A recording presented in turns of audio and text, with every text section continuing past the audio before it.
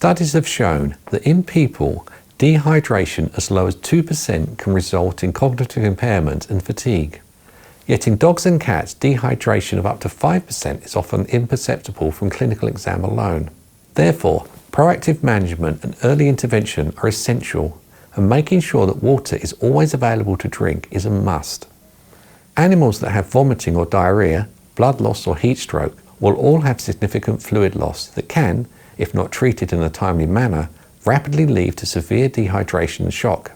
However, it's important to bear in mind that dehydration does not just affect sick or injured animals.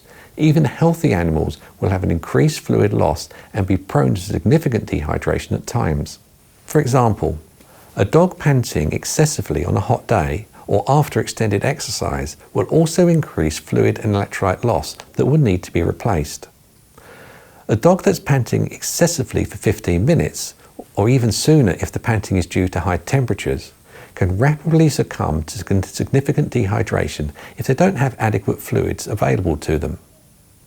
For animals in extremely hot environments, such as those left in hot cars, even having access to fluid is not enough to replenish what will be lost once the body temperature reaches critical levels. These cases are always medical emergencies requiring rapid veterinary intervention with controlled active cooling.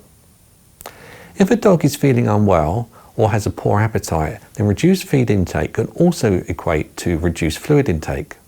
This is especially true if the animal is usually fed a meat-based wet diet which provides a significant portion of their daily fluids.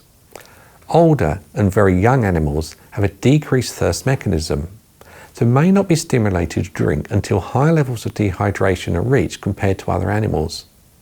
This is something that needs to be considered when caring for these animals.